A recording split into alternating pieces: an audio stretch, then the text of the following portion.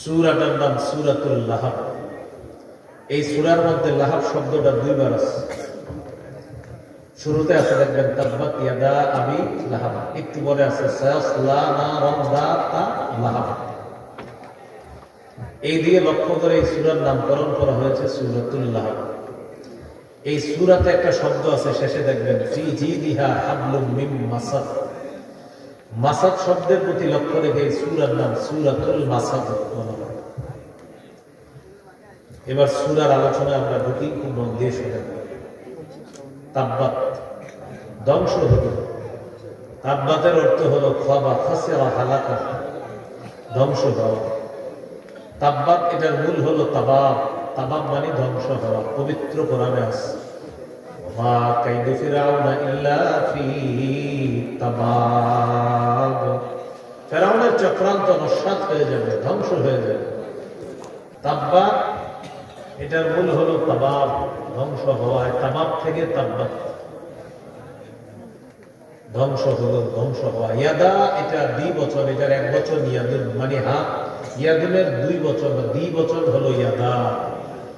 তো আল্লাহ বলেন আবুল আহাবের দুই হাত ধ্বংস হোক। এখন কথা হলো দুই হাত ধ্বংস হোক, এখানে উদ্দেশ্য মূল ব্যক্তি। আরবরা অংশ বলে ব্যক্তিকে উদ্দেশ্য নিত, অংশ বলে ব্যক্তিকে তারা উদ্দেশ্য নিত। আবুল আহাবের দুই হাতের কথা বললে উদ্দেশ্য হলো ব্যক্তি আবুল আহাব, মানে আবুল আহাব ধ্বংস হোক। এরপরে আল্লাহ বলেন তাব্বা, সে নিজেও ধ্বংস হোক, ডাবল তাব্বা বলছে। এর মানে গুরুত্ব আরোপ করলেন যে আবুল আহাব ধ্বংস হোক। এখন আমরা জানবো আবুল আহাবের ব্যাপারে এই সূরার মূল আলোচনা যে অংশ।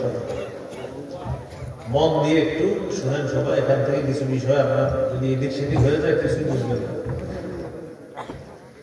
আবুল আহাবের আসল নাম হলো আব্দুল উজ্জা।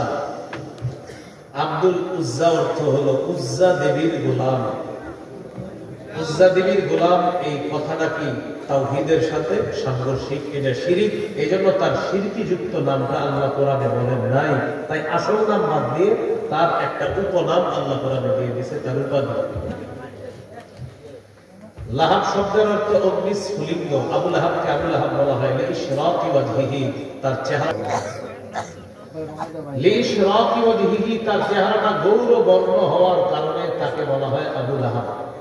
লাহাব মানে অগ্নিস্ফুলিঙ্গ, আবু মানে পিতা, অগ্নিস্ফুলিঙ্গের পিতা মানে অগ্নিস্ফুলিঙ্গওয়ালা এই ব্যক্তি নাম আবু লাহাব। আবু লাহাব মানে অগ্নিস্ফুলিঙ্গের পিতা, চেহারাটা গৌরবর্ণের। আগুনের উপরের অংশটা যেমন এরকম, সে অনেক সুন্দর ছিল, এখন জিজ্ঞাসা আওয়াজ। এই হলো আবু লাহাব। আবু লাহাব, লাহাব মানে গৌরবর্ণের অধিকারী। এই জন্য তার চেহারাটা গৌরবর্ণ, অনেকটা অগ্নিস্ফুলিঙ্গের মতো হওয়ার কারণে তাকে বলা হয় আবু লাহাব, মানে অগ্নিস্ফুলিঙ্গের পিতা। নবীদের চাচাকে আমরা তিন ভাগে ভাগ করব। আমাদের নবীর চাচাদেরকে তিন ভাগে ভাগ করবো। কয় ভাগ? তিন ভাগ। হ্যাঁ, নবীর চাচাদের মধ্যে কেউ কেউ নবীজির উপর ঈমানও আনছে, নবীজিকে সহযোগিতা করছে। দুই, নবীর চাচাদের মধ্যে কেউ নবীর প্রতি ঈমান আনে নাই, তবে সহযোগিতা করছে। তিন, নবীর চাচা ঈমানও আনে নাই, সহযোগিতা করে নাই, একদম মরা পর্যন্ত শত্রুতা করছে। এই হলো তিন প্রকার। এক নম্বর চাচা হলো ঈমান আনছে, নবীজিকে সহযোগিতা করছে, নবীর পক্ষ হয়ে জিহাদ করছে, যেমন হযরত আব্বাস, হযরত হামজা রাদিয়াল্লাহু আনহুমা। সুবহানাল্লাহ। এই দুই বিখ্যাত সাহাবী নবীর চাচা। দুই নাম্বার নবীর চাচা যে নবীর সহযোগিতা করেছে কিন্তু ঈমান আনে নাই, আর ওই বেঈমান অবস্থায় মারা গেছে, আবু তালেব।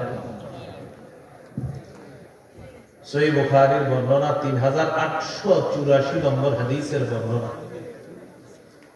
আন্না আবা তালিব লাম্মা হাদরাতুল ওয়াফাত দাখালা আলাইহি রাসূলুল্লাহ সাল্লাল্লাহু আলাইহি ওয়াসাল্লাম।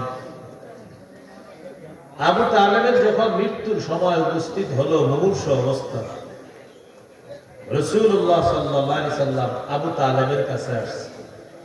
ওয়া ইনদাহু আবু জাহল, নবীর কাছে চাচার কাছে আবু জাহেল বসা, মুমূর্ষ আবু তালেবের কাছে আবু জাহেল বসা আছে। নবীজি চাচাকে বললেন, চাচা আপনি একবার বলেন লা ইলাহা ইল্লাল্লাহ কালিমাতান উহাজ্জু লাকা বিহা ইনদাল্লাহি ইয়াওমাল কিয়ামাহ। এই বাক্যটা আপনি বলেন, এটা কিয়ামতের ময়দানে আল্লাহর কাছে আমি দলিল হিসাবে পেশ করে আপনার মুক্তির ব্যবস্থা করব। সুবহানাল্লাহ। একবার বলেন। আবু তালেব দেখে পাশে আবু জাহেল। আবু তালেবের চিন্তা হলো, আমি যদি আজকে ভাতিজার ধর্ম গ্রহণ করে মারা যাই, জনগণ আমারে বলবে ছি ছি, বাপ দাদার ধর্ম বিসর্জন দিয়ে ভাতিজার ধর্ম গ্রহণ করেছে। চাচা আবু তালেব বলল, ভাতিজা আমি জানি তোমার ধর্ম সঠিক, তোমার ধর্মের উপর মৃত্যুবরণ করলে পরকাল সুন্দর হবে, কিন্তু মানুষ আমাকে ছি ছি করবে, এটা আমার সহ্য হবে না।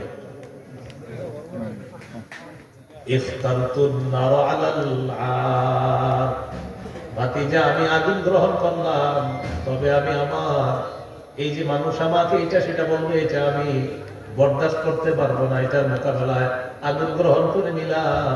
আমি দুনিয়ার মান সম্মান বিসর্জন দিতে পারবো না, আমি আগুনে থাকবো, সমস্যা নেই। মারা গেছে আবু তালেব। নবীজি এত কষ্ট পাইলেন, আল্লাহ নবী বললেন লা আস্তাগফিরুল্লাহ লাকা মা লাম তুনহানকা, চাচা আমি আপনার জন্য আল্লাহর কাছে ক্ষমা প্রার্থনা করতেই থাকবো আমাকে আল্লাহ যতক্ষণ নিষেধ না করবে। মানে মারা গেছে তো মুশরিকের মুশরিক, তো নবী বলতেছে আমি আপনার জন্য ক্ষমা চাইবো, আল্লাহ না করা পর্যন্ত ক্ষমা চাইবো। তো নবীজি ঠিকই চাচার জন্য ক্ষমা চাইতেছে, চাচা তো মুশরিক। আল্লাহ আয়াত নাযিল করে দিলেন সূরা তাওবা, মা কানা লিন-নাবিয়্যি ওয়াল্লাযীনা আমানু আন ইস্তাগফিরু লিল-মুশরিকিন ওয়ালাউ কানু উলি কুরবা মিন বা'দি মা তাবায়্যানা লাহুম আন্নাহুম আসহাবুল জাহিম। কোন নবীর জন্য এটা উচিত না, কোন ইমানদারের জন্য এটা উচিত না যে তারা মুশরিকদের জন্য আল্লাহর কাছে ক্ষমা চাইবে, যদিও তারা তাদের নিকটাত্মীয় হয়। আবু তালেব আপনার নিকট আত্মীয়, কাছের মানুষ, এই বলে আবু তালেবের জন্য আপনি ইস্তেগফার পাঠ করবেন, এটা আমি আল্লাহ তাআলা পছন্দ করি না। আল্লাহ তাআলা বলেন কোন নবী কোন ইমানদারের জন্য উচিত নয় যে নবী আর ইমানদার মুশরিকের জন্য ক্ষমা প্রার্থনা করবে, ইস্তেগফার পাঠ করবে, এটা উচিত না, যদিও তারা যদি না না না বলেন দেন না, মাথার জিনিস মায়ের নিচে দিবেন না, পিছনে রাখে মায়ের নিচে দিবেন না। তো আল্লাহ তাআলা বললেন নবী এবং ইমানদারের জন্য বৈধ না, জায়েজ নাই। মুশরিকের জন্য ক্ষমা প্রার্থনা করা কি নাই, জায়েজ নাই, এটা উচিত না, জায়েজ নাই। মিম্বা বিমা তাবায়্যানা লাহুম আন্নাহুম আসহাবুল জাহিম, এটা স্পষ্ট হয়ে যাওয়ার পর যে তারা হলো জাহান্নামী, এরপরেও ইস্তেগফার পাঠ করা এটা জায়েজ নেই। তো নবীও বলছিল আল্লাহ আমারে নিষেধ না করা পর্যন্ত আমি ইস্তেগফার পাঠ করব, আল্লাহ নিষেধ করে দিলেন না আপনি ইস্তেগফার পাঠ করবেন না আবু তালেবের জন্য, কারণ সে মুশরিক অবস্থায় মারা গেছে। মনে আছে নি চাচাদের কয় অবস্থা, এর মধ্যে দ্বিতীয়টা চলতেছে সূরা কসসের মধ্যে আছে। নবীজি খুব কষ্ট পাইতেছে, একটু মহব্বত করে, কিন্তু ঈমান নিয়ে মরতে পারলো না। জিবরিল আমিন এসে জানায় দিলেন ইন্নাকা লা তাহদি মান আহবাবতা ওয়ালাকিন্নাল্লাহা ইয়াহদি মান ইয়াশা। নবী আপনি যাকে পছন্দ করেন তাকে হেদায়েত দিতে পারবেন না, আল্লাহ তাআলা যাকে চান তাকে হেদায়েত দিয়ে দেন। আল্লাহ যাকে চান তাকে আল্লাহ হেদায়েত দিয়ে দেন, আপনি যাকে পছন্দ করেন তাকে হেদায়েত দিতে পারবেন আল্লাহ জানায় দিলেন। এইগুলো দ্বিতীয় অবস্থা। 3 নাম্বার, নবীর চাচা সহযোগিতা করে নাই, ঈমানও আনে নাই, সারা জীবন শত্রুতা করছে আবু লাহাব। এখন আমরা